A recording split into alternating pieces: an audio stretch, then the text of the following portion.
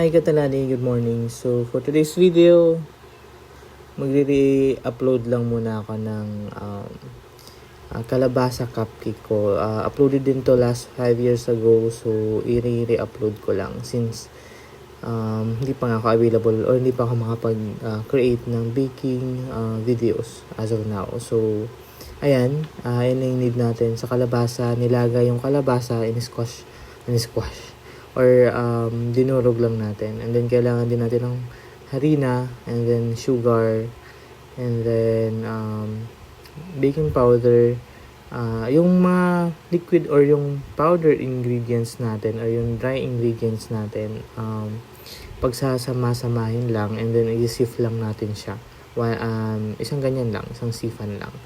So after ma-sieve, i-mix mo lang siya and then set aside. And then on the other bowl naman, maglalagay lang tayo ng, dalawang whole eggs and then vegetable oil. Any oil will do naman. So, basta lahat ng liquid ingredients pagsasamahin natin. And then, i-mix lang din natin siya. And then, after ma-mix na lahat ng liquid ingredients, i-add lang natin yung liquid ingredients dun sa mixed and na-sift na dry ingredients. Ayan. So, bakit ako nagre-upload? Nagre-upload muna ako kasi nga sobrang tagal na na-upload ito. That's 5 years ago, and then may mga bagong nagsasubscribe, so at least makita man lang nila.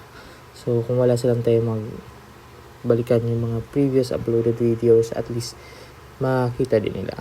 So ayan, so after ma-mix na, yan na yung texture ng butter na kailangan natin. So once ma-mix na siya, pwede natin, actually yung yung raisins naman, so maglalagay tayo ng raisins. So optional naman yun.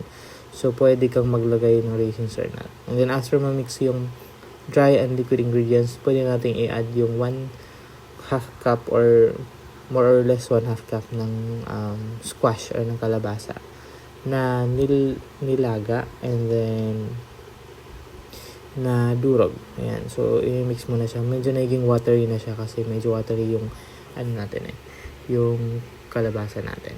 So, ayan. As said kanina, optional na yung raisins natin. So, pwede kang maglagay or hindi. Siguro masarap din to pag nalagyan natin ng chocolate chips or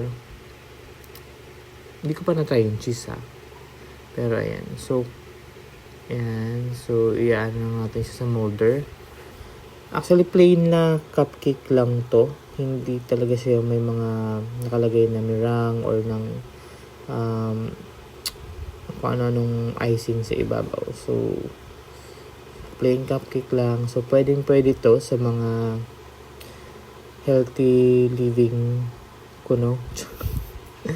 So, anyway, ayan. So, preheated na yung oven. Bake lang siya for 30 to 40 minutes. And then, ayan, insert toothpick lang just to make sure na luto na siya. Ayan yung pinaka product niya or pinaka nang naluto na siya. Ayan. So, ayan yung sobrang fluffy, sobrang lambot niyan. And then, ayan, masarap siya. Hindi siya yung nakakaumay. So, regular cake, taste lang siya ng cupcake. Pero, hindi siya yung malasama yung kalabasa or what. Masarap siya. Pwede siya pambaon ng mga babies nyo sa school. Ayan. So, thank you for watching. That's all for now. It's me, Mark.